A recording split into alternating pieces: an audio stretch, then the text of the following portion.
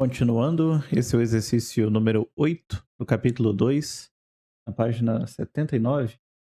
Vamos dar continuidade ao nosso livro a partir de agora.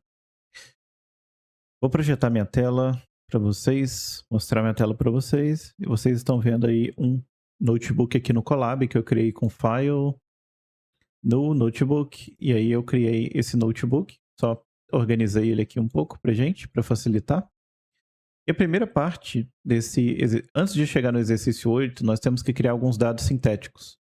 Dados sintéticos são dados que você vai criar de maneira... com dados criados, aleatórios. Esses dados eles não vêm, por exemplo, de uma empresa. Não são dados reais, tá? Então são dados sintéticos. O que nós vamos fazer é utilizar o NumPy, import NumPy, as NP. O NumPy é uma biblioteca muito famosa do Python, que é utilizado principalmente para álgebra linear, né? E o que nós vamos fazer é reimplementar aqui a parte de dados sintéticos da página 77 e 78, em que o autor ele utiliza aqui do NumPy o random uniform, e ele vai usar também o random normal para criar dados relacionados ao eixo X e o eixo Y, né? Então, isso que nós vamos fazer agora com np.random.seed. Isso aqui nós fazemos para conseguir reproduzir, né, os mesmos... Como os dados são criados de maneira aleatória, para a gente conseguir...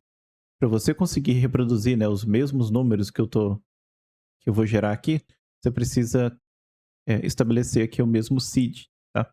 O seed que ele usou, na verdade, é essa mesma semente aqui. Ele usou o 1. E daí, ele disse que o x ele vai ser igual a np.random.uniform. Ele vai gerar dados de uma distribuição uniforme, com low igual a 0.0. O menor número vai ser 0 e o maior ele vai ser 1.0. Aliás, 10.0. Sendo que os dados eles vão ser armazenados em um vetor de 1000 elementos, tá? Então, por exemplo, aqui o x, então ele foi criado com dados com valores aleatórios, tá bom? Então você poderia fazer um len x maiúsculo para você ver o tamanho, a quantidade de elementos que tem no x. Você poderia fazer um x.max para saber o valor máximo e o x.min para você ver o valor mínimo que foi gerado. Então, menor valor, maior valor. Então, aqui a gente já tem uma ideia dos valores que foram gerados, tá? Eu vou excluir isso aqui e agora eu vou gerar o y. E o y, ele é gerado a partir de uma fórmula matemática bem simples, em que nós vamos utilizar o x para fazer o y ter alguma relação com esse x aqui. A partir de agora, assim, tudo que a gente está fazendo aqui é apenas criando dados para a gente testar a regressão linear, em cima desses dados. É só uma forma de mostrar o uso da regressão linear. Então, por isso que ele está criando dados aleatórios e não utilizando dados reais, tá? Ele preferiu criar dados aleatórios para fazer essa demonstração.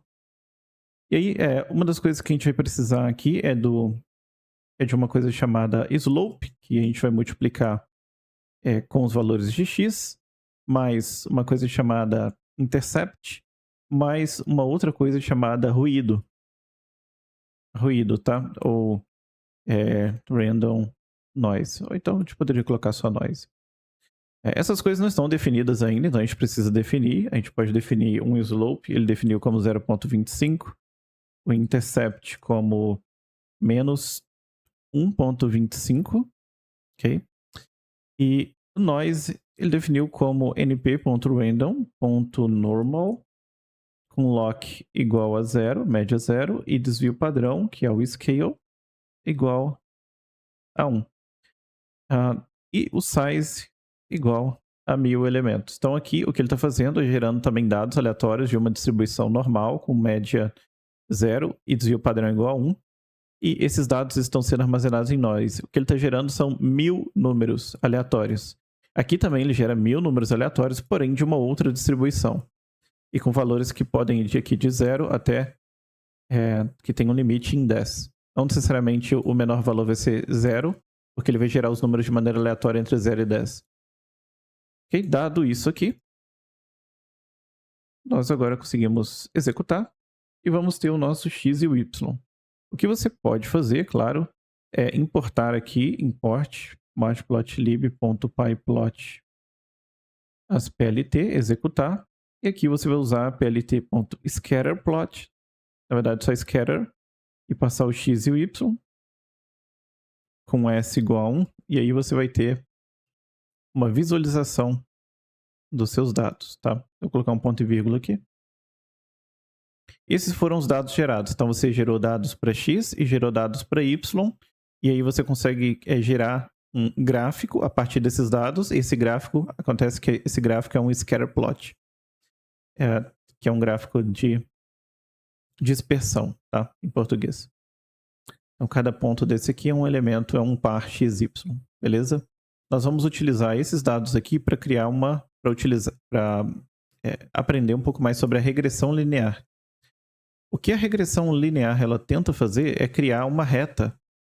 Ela tenta criar uma reta aqui em cima aqui desse gráfico, né? Só que essa reta ela é especial, porque ela tenta minimizar a distância para todos os elementos que estão aqui na tela. Então, o que ela vai fazer ela vai tentar adaptar, né, uma reta para esses dados que estão aqui, e a reta aparentemente vai ficar um pouquinho inclinada assim, né, para ficar bem parecida com esse gráfico aqui. E essa reta ela tem que ser o mais próxima possível de todos os elementos do gráfico. Essa é a ideia. Depois a gente vai utilizar essa reta para fazer novas predições. Imagina que tem dados que não existem ainda, que não estão aqui, mas que podem, por exemplo, se surgindo novos clientes, o cliente ele tem novas características. Que pode ser que ninguém aqui historicamente, ninguém se comportou igual a esse novo cliente. E aí você precisa prever se ele vai, por exemplo, ser inadimplente ou não no próximo mês. É o problema que a gente quer resolver, né? Então, nós queremos fazer modelos de machine learning que sejam capazes de prever novos casos, porque historicamente a gente já conhece, mas a gente quer prever novos casos. Então, a gente cria uma reta como essa e vamos criar também modelos funções não lineares para tentar, chegando uma nova pessoa, então colocando um pontinho novo aqui, né? Chegando um ponto novo, dado o valor de x, né? E não o valor de y, ou seja, com um ponto novo chegando, tendo o valor de x, nós queremos prever o valor de y. Essa é a ideia de qualquer modelo, né, de machine learning para regressão. E aqui nós vamos usar um modelo particular, um algoritmo particular chamado de regressão linear. A regressão linear, ela vem do sklearn, que é uma biblioteca utilizada aí para machine learning, certo? Linear, a biblioteca sklearn, o módulo linear model, import linear regression. Então nós vamos importar. Então importamos aqui a classe que a gente vai utilizar, linear regression. E aí para a gente instanciar o modelo, inicializar o modelo, nós damos um nome para uma variável, vou dar o nome de LR, igual logistic regression, abre e fecha parênteses. E aí, beleza, nós temos aqui o nosso modelo de regressão linear. Aqui a gente não consegue ver os parâmetros que são utilizados por padrão. Tá? Quando a gente abre e fecha o parênteses assim, depois de colocar linear regression, significa que nós estamos utilizando os parâmetros padrão da regressão linear. Mas dá para a gente ver os parâmetros com, acho que é get parâmetros. Esses são os parâmetros que nós estamos utilizando aqui por padrão. Mas se nós quiséssemos utilizar outros parâmetros, por exemplo, eu poderia mudar fit intercept para false. Acho que é igual a false. Isso mesmo. Então ele iria mudar isso aqui para false.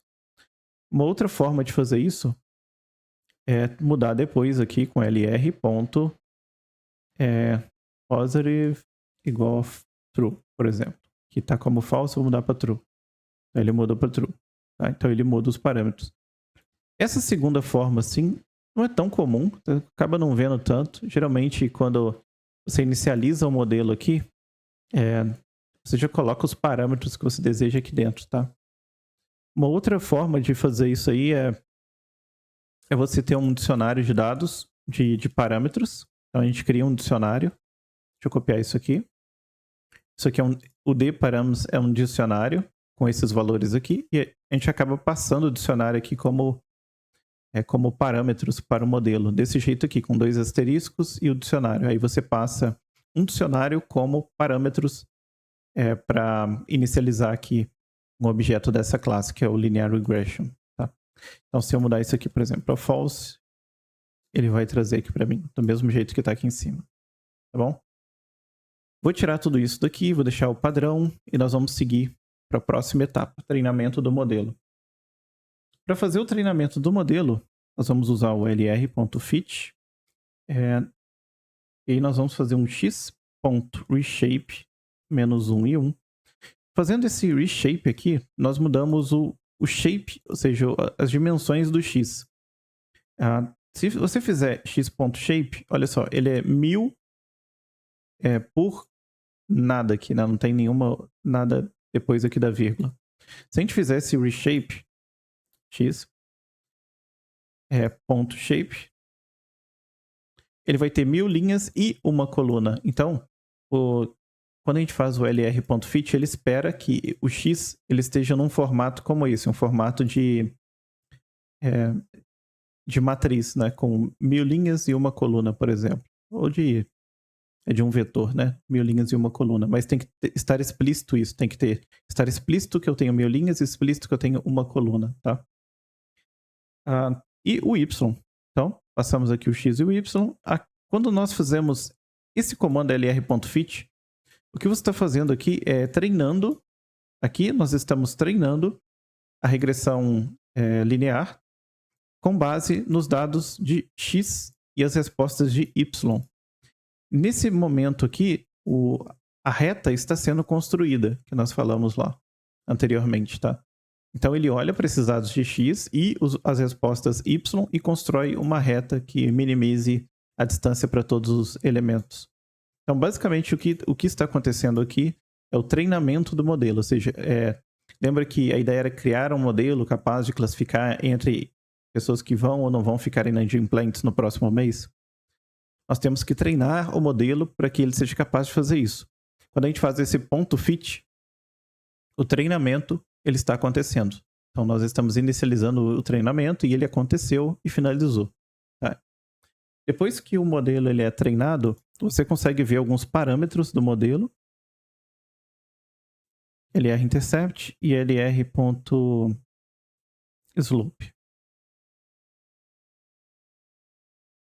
Não é slope, é coef.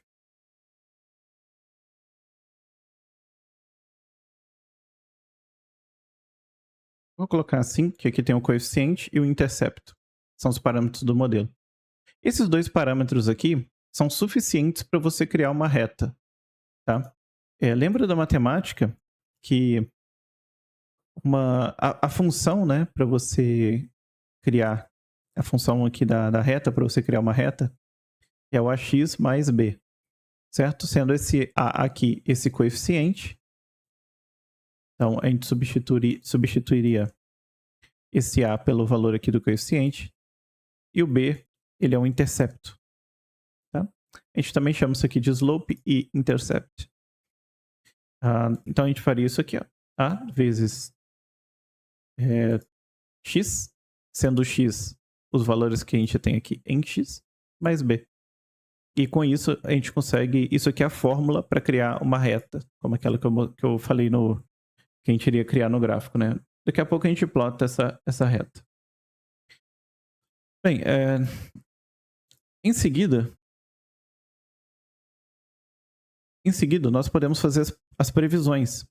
Como nós temos o modelo já treinado, uma vez que ele está treinado, aí sim ele vai servir para alguma coisa, né? Ele vai conseguir prever, por exemplo, se eu passar aqui para ele x.reshape, os mesmos valores que eu usei para treinar, ele deveria ser capaz de fazer as predições. Então, i.pred igual, vou colocar as predições nesse ypred.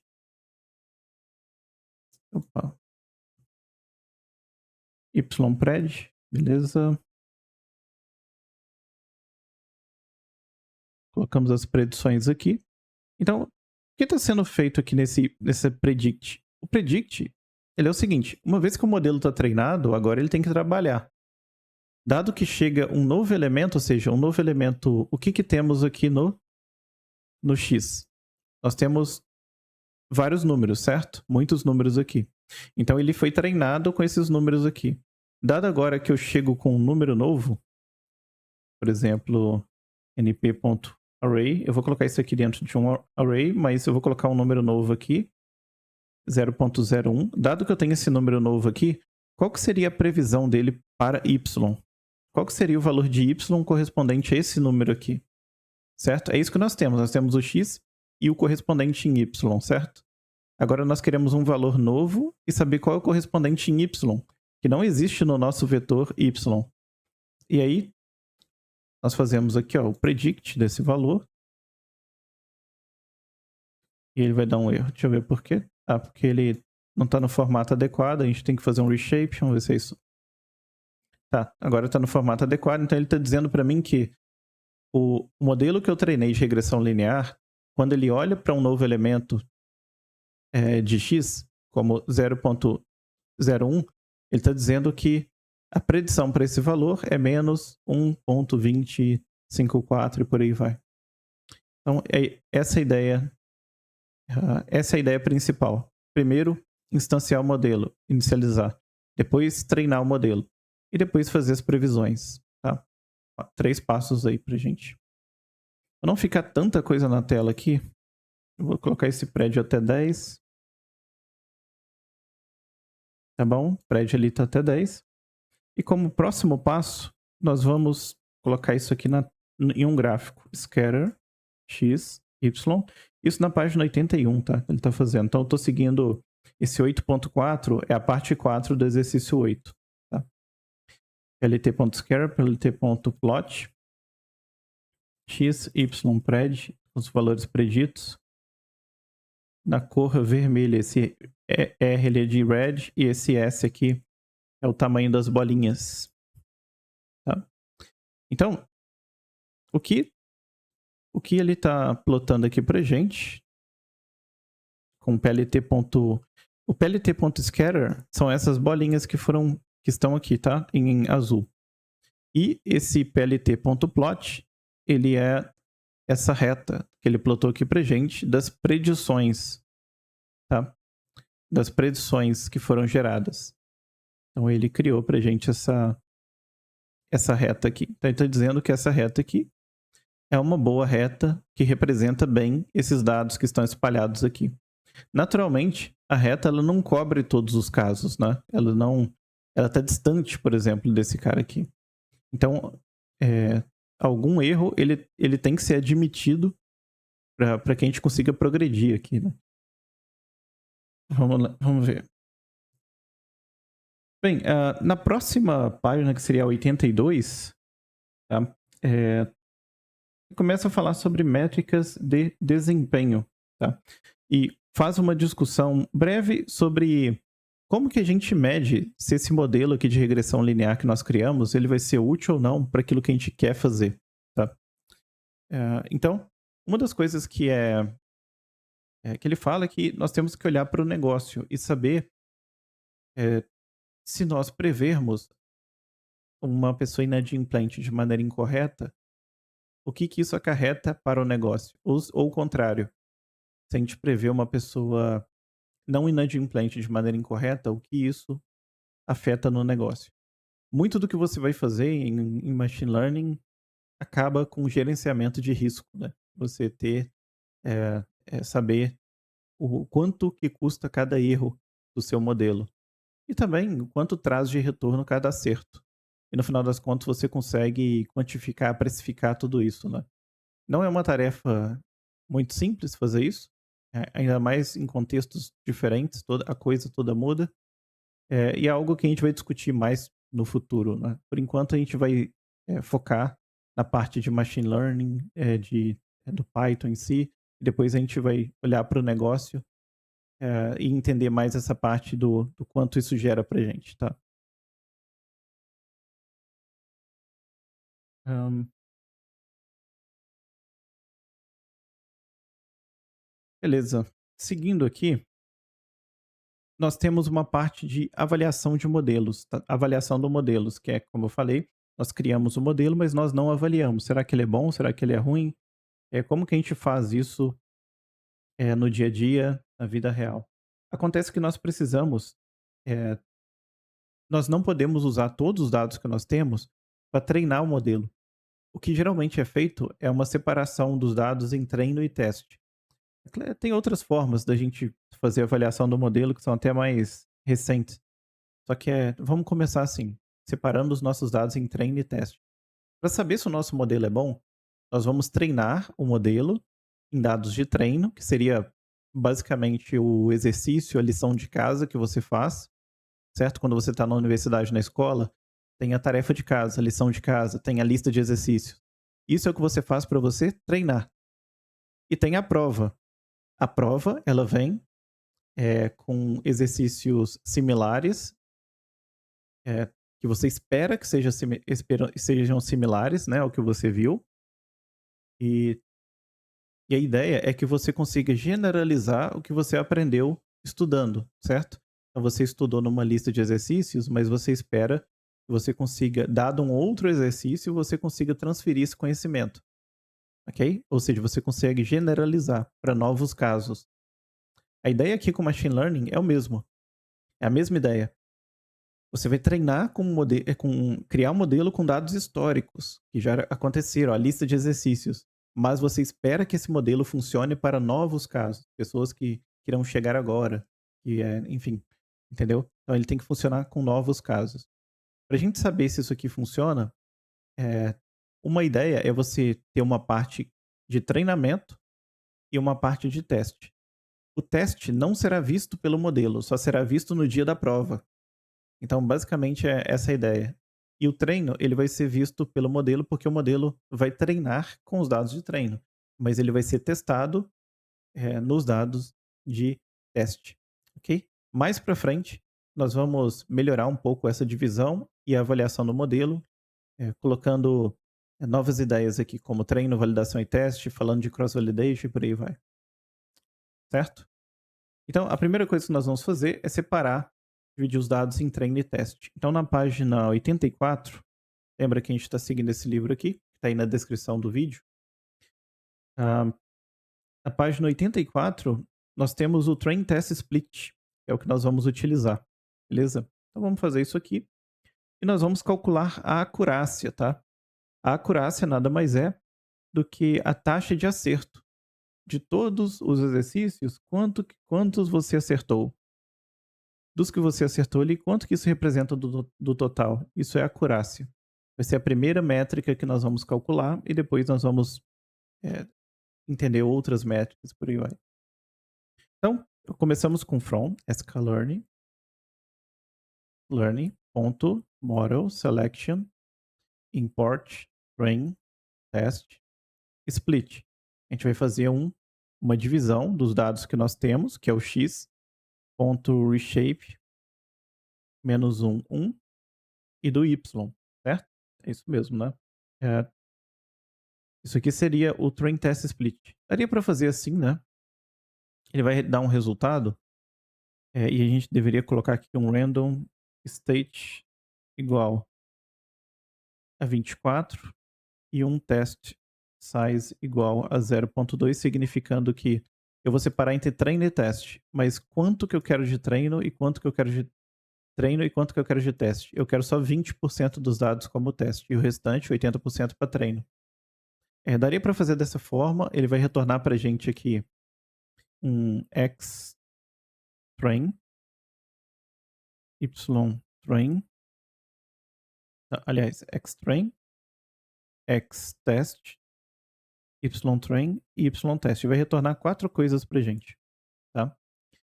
E daria para fazer, iria funcionar, tá tudo certo. Ok? A gente teria os dados de treino, as respostas dos dados de treino, os dados de teste e a resposta dos dados de teste, tá? Só que o autor aqui na página 84, ele já faz com os dados de DF. Ele faz com os dados de DF. E DF não está nem definido aqui pra gente ainda. Então o que nós vamos ter que fazer é import pandas aspd, import pandas aspd.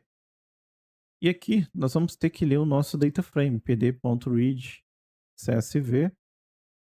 E aqui vai ter uma URL que nós vamos utilizar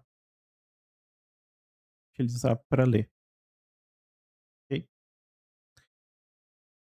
O CSV, que é do nosso aqui, é o nosso data frame, eu tenho que encontrar o link desse cara, tá? Deixa eu ver aqui, criar uma nova aba, .csv, é esse link aqui, ó. Eu vou compartilhar com vocês, vou deixar aqui na descrição do vídeo, esse link aqui para o CSV, que é o CSV lá do GitHub, né, do autor, com os dados limpos, tá? Eu vou executar, para ele ler os dados e para ele fazer a divisão para mim, só que aqui eu vou mudar para DF. Ele só vai usar education, ele só vai usar uma coluna do data frame, que é education. E aqui o y df.columns, deixa eu ver o nome da coluna aqui, tá? Df education, o y vai ser, deixa eu colocar isso aqui em mais de uma linha. Eu vou separar as linhas assim, pra gente conseguir ver tudo. Default, payment next month. E aqui a gente não precisa de reshape, né? Precisa só do values, para transformar isso aqui, essa coluna, em um array. Então a gente coloca o ponto values e aqui também o ponto values. Só para você ver o resultado disso, df education, se a gente executar, isso aqui é uma série do pandas, tá? É uma coluna de um data frame lá do pandas, é uma série. Se você faz o ponto values, ele vai transformar essa série em um array. Ok? Se você faz o reshape, ele vai continuar no mesmo formato. Só que ele vai mudar o shape, que é o que a gente fez anteriormente, né? Explicitando, a gente utiliza isso aqui para explicitar que nós temos uma coluna e várias linhas, senão ele fica sem essa coluna aqui e não vai funcionar para o nosso propósito. Então, beleza? Se a gente fizer isso, a gente vai ter os dados de treino e os dados de teste. Ok? Aí uma das coisas que é legal ver é você ver aqui, ó, o xtrain.shape. Você vê qual é o tamanho de cada um dos itens que foram gerados aqui, ó. Então, os dados de treino, dados de teste, o Y do treino e o Y do teste. Então, tudo certo. O próximo passo, então a gente dividiu o nosso dataset para usar isso aqui só para treino e para usar o X-test só para teste. Tá? Um próximo passo é calcular a acurácia.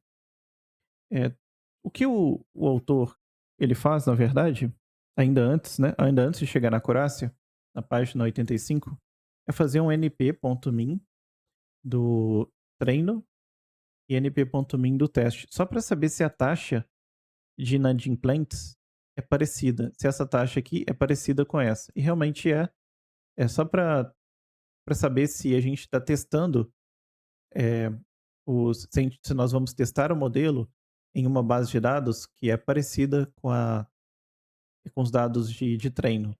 É claro que esse aqui é uma comparação simplista, mas já é um começo. Tá?